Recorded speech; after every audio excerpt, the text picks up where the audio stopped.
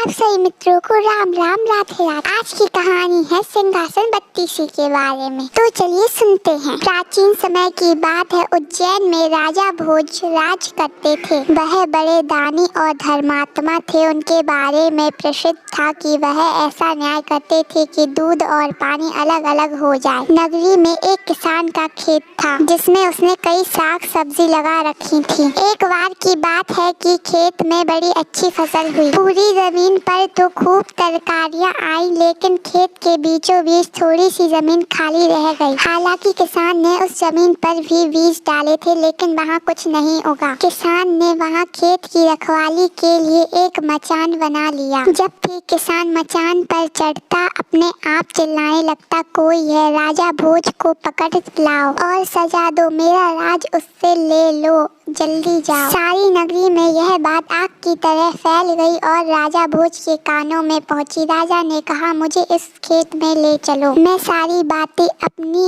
आंखों से देखूं। राजा भोज जब उस जगह पहुंचे तो उन्होंने भी वही देखा कि किसान मचान पर खड़ा है और कह रहा है, राजा भोज को फौरन पकड़ लाओ और मेरा राज उससे ले लो। यह सुनकर राजा चिंतित हो गए। चुपचाप महल में लौट आए। उन्हें रात भर नींद नहीं आई। सवेरा होते ही उन्होंने राज्य के ज्योतिषी और जानकार पंडितों को इकट्ठा किया। उन्होंने अपनी गोपनीय विद्या से पता लगाया कि उस मचान के नीचे कुछ छिपा है। राजा ने उसी समय आज्ञा दी कि उस जगह को खुदवाया जाए। खोदते खोदते जब काफी मिट्टी निकल गई तो अचानक एक सिंहासन प्रकट हुआ। सिंहासन के चारों ओर 8-8 पुतलियां यानी कुल 32 पुतलियां खड़ी थीं। सबके अचरज का ठिकाना ना रहा। राजा को खबर मिली तो सिंहासन को बाहर निकालने को कहा, लेकिन कई मजदूरों के जोर लगाने पर भी वह सिंहासन टस से मस ना हुआ। तब एक पंडित ने कहा कि यह सिंहासन देवताओं का बनाया हुआ है, अपनी जगह से तब तक नहीं हटेगा जब तक कि राजा स्वयं इसकी पूजा अर्चना ना करे। राजा ने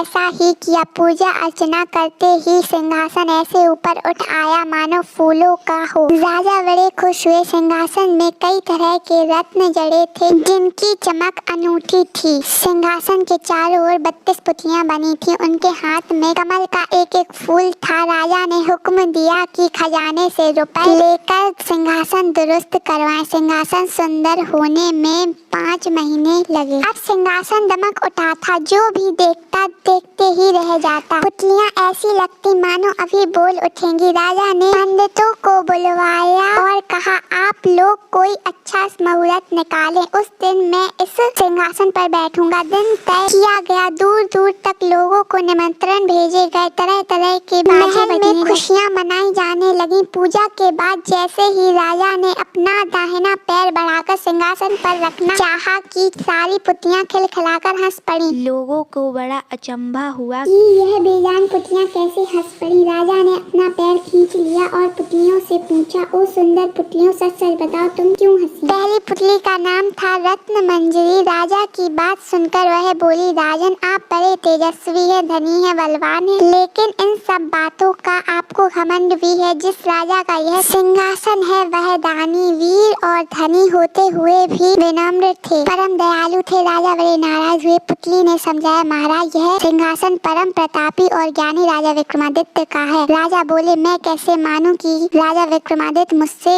ज्यादा गुणी और पराक्रमी थे। पुतली ने कहा, ठीक है, मैं तुम्हें राजा विक्रमादित्य की एक कहानी सुनाती हूँ। सिंहासन बत्तीसी की पहली पुतली रतन मंजरी ने सुनाई एक कहानी। प्लीज लाइक करें एंड सब्सक्राइब करें। Thanks for watching.